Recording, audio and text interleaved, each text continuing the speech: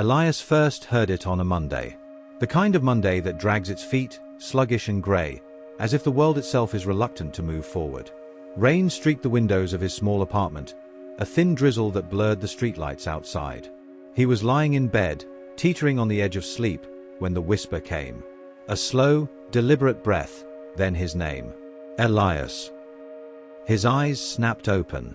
He bolted upright, ears straining against the hush of his empty room. For a moment, he thought he'd imagined it, a trick of exhaustion. But then it came again, soft and slithering through the silence. Elias, come see. His breath hitched. The voice wasn't in his head. It was outside. Pushing aside the curtain, he peered across the street. There it stood, dark and patient, the abandoned house. It had been empty for years, its windows staring like hollow eyes, its front porch sagging under time's weight. People whispered about it in town, how the last owner vanished without a trace, how the next family fled in the middle of the night. Some claimed to hear voices. Others swore they saw movement behind the curtains. Elias had always dismissed the stories as small-town superstition. Until now. His fingers trembled against the glass. The whisper had come from there. He was sure of it. But no one was inside. No flicker of candlelight. No shifting shadows. Just the wind pressing its cold hands against the house's rotting frame. He let the curtain fall back into place, shaking his head. Lack of sleep. That's all.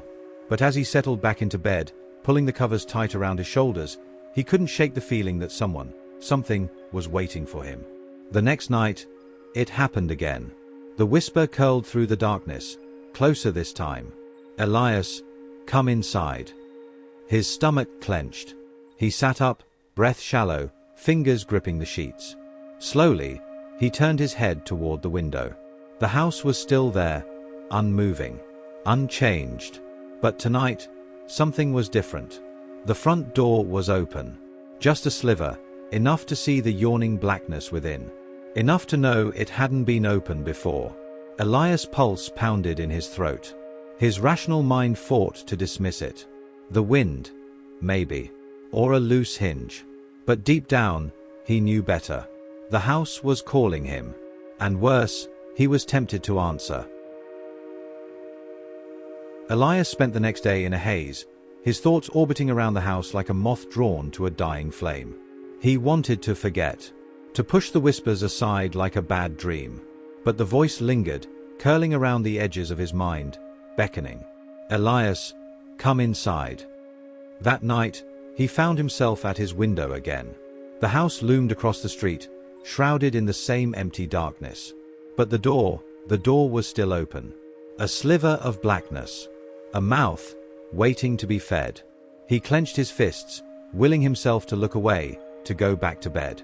But his body betrayed him. Before he fully understood what he was doing, he was already at the front door of his apartment, pulling on his jacket. The air outside was thick with dampness. A low mist coiled along the pavement, stretching its ghostly fingers toward Elias' ankles. His footsteps felt too loud as he crossed the street, the wet gravel crunching under his weight. The house loomed closer, its rotting wood groaning softly in the breeze. He stopped at the edge of the front steps, his heart hammering against his ribs. This was stupid. So stupid. But then, the whisper came again. Come inside. And this time, it was right behind him. Elias spun, breath caught in his throat. But there was nothing. Just the mist curling through the street, the dim glow of distant streetlights. A trick of the wind, he told himself. A tired mind playing games. But his feet were already moving. Before he could stop himself, he was climbing the steps, his hand reaching out, fingers brushing against the cracked wood of the open door. He hesitated. The air inside smelled of dust and decay, thick and heavy, as if time had settled into the walls and refused to move. A single step forward, and the wood groaned beneath his weight. Then, click. The door swung shut behind him. Elias froze. The silence pressed in, suffocating. He swallowed hard, reaching back for the handle, locked. Panic rose in his chest like a flood. He turned, pressing his back against the door, eyes scanning the shadows. The house felt alive, its silence too deliberate, too expectant. A soft creak echoed from the darkness ahead. Elias' breath came fast and shallow. His eyes adjusted to the dim light, revealing the outline of a staircase leading up into deeper blackness. To his left, a hallway stretched into the unknown. Then he saw them. Footprints. Not his. They trailed across the dusty floor, leading deeper into the house, but they weren't walking in. They were walking out. And they stopped right where he was standing. Elias' breath shuddered as he stared at the footprints beneath him. The dust had settled over time, untouched, yet the imprints were clear, deep, deliberate. Someone had walked out of the darkness, stopping precisely where he stood. But there was no one here. He swallowed hard, willing himself to think. Maybe they're old. Maybe they belong to someone who came before. But the thought did little to ease the chill clawing up his spine. The house groaned, as if shifting beneath his weight. A new sound slithered through the silence. A whisper, not his name this time, but something else. A hushed murmur, unintelligible, curling through the air like smoke. Elias turned sharply toward the staircase. The sound was coming from above. His fingers itched to reach for his phone, to turn on the flashlight, but something about the darkness made him hesitate. If I shine a light, will I see something I don't want to? The thought churned in his stomach. A floorboard creaked at the top of the stairs. Elias stiffened. That wasn't the house settling. That was weight. A step. Someone, or something, was up there. He clenched his fists. Turn around. Leave. Get out of here. But the door was locked. And his feet weren't moving. The air inside the house felt heavy, pressing against his chest. His heartbeat thundered in his ears, drowning out the whispering. Slowly, he stepped forward, following the footprints that shouldn't be there. His shoes scuffed against the wood, stirring up dust that swirled in the dim light. The hallway stretched before him, lined with doorways that gaped like open mouths. Shadows pooled inside each room, thick and unmoving. He kept his eyes forward, refusing to look into the darkness. The whispering grew louder. The staircase loomed ahead. The wood was warped and splintered, the railing covered in peeling white paint. The top of the stairs disappeared into shadows. Elias' pulse pounded. Then, a breath. Not his. It came from the darkness above. Slow. Measured. As if something was standing just out of sight, waiting. Elias' body locked up. The air around him seemed to tighten, an unseen force pressing against his skin. He didn't want to go up there. Every part of his mind screamed against it. But the whispering had changed. It was clearer now. Come see. The moment the words reached his ears, a shadow moved at the top of the stairs. Not fast. Not sudden. It shifted slowly, just enough to let him know it was there. Watching. Elias took a step back. His legs felt weak, his body screaming at him to run. But before he could move, something else happened. The footprints at his feet, they started to change. The dust shifted, the edges of the prints blurring. Then, before his eyes, they began to move. The invisible feet that had left them were stepping toward him. Elias couldn't breathe. He could only watch as the dust shifted, as the footprints deepened, moving toward him one slow, deliberate step at a time. His mind refused to understand. There's nothing there. And yet, the evidence was undeniable. The air around him felt thicker, as if the space itself had grown tighter, pressing in. He took a step back. The footprints took another step forward. His pulse pounded against his ribs. He could almost feel it now, something unseen, something just beyond the limits of his vision. Close. Too close. Then, a whisper. Stay. The voice was soft, yet it coiled around his spine like ice. Elias stumbled backward, his heel catching on the warped floorboards. His back hit the wall. He braced himself, sucking in a sharp breath. The footprints stopped.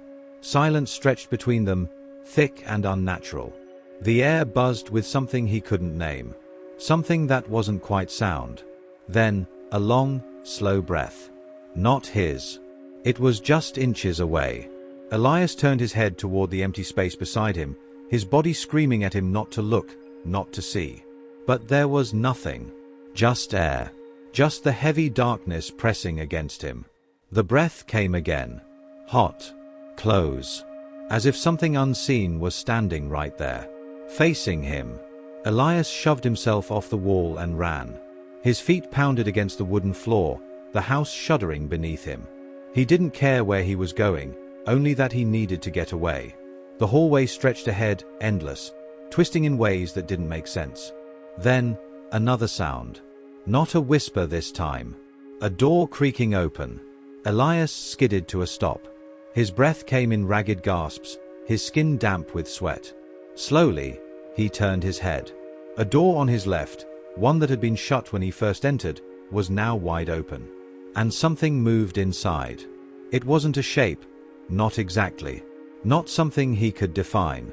Just a shift in the darkness, like the space itself had trembled. Then, a sound. A single, wet footstep. His chest constricted.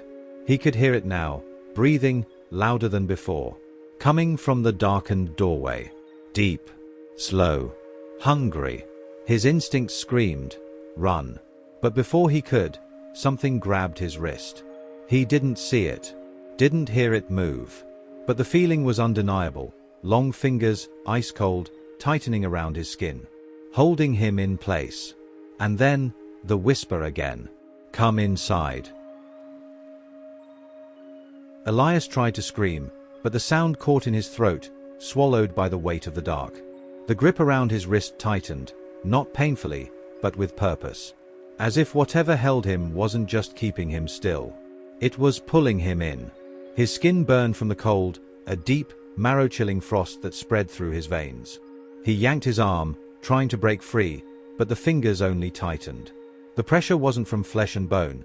It felt like the very air had thickened, gripping him in an unseen fist. Come inside. The voice was closer now, right at his ear. Elias' stomach twisted. The door yawned before him, its threshold nothing but blackness, thick and impenetrable. And within that void, something waited. Something that wanted him inside. No. With a final, desperate wrench, Elias twisted his body and ripped his arm free. He stumbled backward, nearly losing his balance. The cold vanished instantly, leaving his wrist numb and aching. But he didn't stop to examine it. He ran. The hallway blurred as he bolted toward the front door. His breath came in ragged gasps, his pulse hammering so hard he could hear it in his ears. The wood beneath his feet groaned as though the house itself was protesting his escape. Faster. The walls seemed to narrow, closing in around him. The shadows stretched unnaturally, twisting along the floor, reaching for him. Faster. The whispering grew frantic, overlapping voices slithering through the air. Not just one. Many. A chorus of hissing murmurs, clawing at the edges of his mind. Stay. Stay. Stay. Elias saw the door. His salvation. Just feet away. Then, the floor disappeared beneath him. A hole. A chasm that hadn't been there before. His foot struck empty space. His body pitched forward. The world spun as he tumbled downward, down into the dark. He hit the ground hard, the impact jolting through his spine. Dust exploded around him. For a second, all he could hear was the pounding of his own pulse, the ragged hitch of his breath. Then, silence. A dead, suffocating stillness. Elias groaned, pushing himself upright. Pain flared through his ribs. He blinked, his vision adjusting. Where am I? The space around him was wrong. Not the hallway. Not anywhere he recognized. The walls were damp stone, slick with moisture. The air smelled of earth and something foul, something rotting. A basement. But there had never been a basement in this house. His fingers dug into the dirt floor. His breath came fast and shallow. His mind screamed at him to move, to find a way out. Then, from the darkness ahead, a single whisper. Soft. Cold. Waiting. You shouldn't have run. And this time, it wasn't just behind him. It was everywhere. Elias sat frozen, his body refusing to move, his breath caught somewhere between his lungs and his throat. The whisper had surrounded him, threading through the air like fingers dragging over his skin. He wasn't alone down here. The darkness pressed against him, thick and alive. The walls, damp with unseen moisture, seemed to breathe with something slow and deliberate. He swallowed hard, pushing himself onto unsteady feet. His legs trembled, his ribs ached from the fall, but he couldn't stay here. He had to move. He turned in slow circles, searching for an exit, for any sign of where he had landed. There was no staircase, no door, just stone walls and endless, suffocating blackness. Then, the floor shifted beneath him. Not a tremor, not an illusion. It moved. A breathless gasp clawed its way up Elias' throat as he stumbled back, his hands outstretched, searching for something solid to anchor him. The ground didn't feel like dirt anymore. It felt softer, wet. His fingers brushed the floor. The texture sent a shock through his body. Not stone, not wood. Something cold. Something fleshy. The whispering came again, curling through the air. "We've been waiting." A clicking sound followed, soft, rhythmic, too many at once. Like nails tapping on glass. Elias jerked his hand away, his stomach twisting. He needed light. His fingers fumbled for his phone. He pulled it from his pocket with shaking hands, thumb pressing hard against the screen. The flashlight flickered on, cutting through the dark. And he wished he had stayed blind. The walls weren't stone. They were stitched together. Pale, sickly flesh stretched taut over the foundation, seams of thick, black thread holding it in place like a grotesque patchwork. It pulsed faintly, as if something beneath it still lived. Elias staggered back, bile rising in his throat. His shaking flashlight beam darted downward. And the floor, the thing he was standing on, was breathing. A shallow, rhythmic rise and fall. Then, the whisper returned, louder than before. "You're standing inside us." Elias' heart nearly stopped. The clicking sound returned, closer now. He swung the flashlight toward the farthest corner of the room, and something moved. Something crawled. A shape peeled itself from the wall. Not human. Not animal. Wrong. Limbs too long. A face without features, just stretched, stitched flesh where eyes and a mouth should be. It dragged itself forward, its hands pressing into the breathing floor with wet, sucking sounds. And then it turned its head. Though it had no eyes, Elias felt it looking at him. It opened its mouth. The stitches ripped apart. And the whisper that came next was no longer soft. It was screaming. Elias didn't think. He ran. The screaming thing lunged, its limbs snapping unnaturally as it skittered across the breathing floor. Its torn mouth gaped wide, stretching too far, too deep, as if it wasn't just a mouth but an opening to something else. The flashlight shook in his hand as he sprinted, his breath ragged, his pulse hammering. The fleshy ground moved beneath him, rippling like something waking up. "You're inside us." The voice slithered from every direction, inside his head, inside his bones.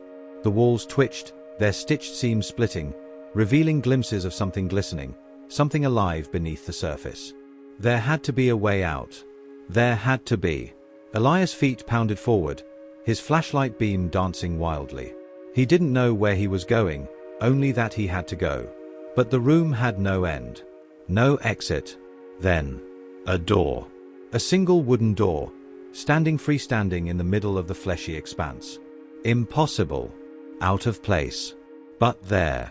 The whispers screamed.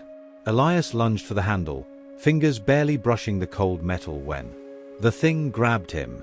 Long, unnatural fingers wrapped around his ankle, yanking him back.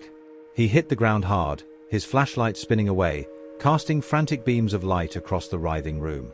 The creature loomed over him, its faceless head tilting, its shredded mouth curling in something like a grin. "Stay!" Elias screamed. He kicked, wrenched his leg free, and with every ounce of strength, he threw himself toward the door. The handle turned. The door swung open. And beyond it, not the house, not the street, not anywhere he knew.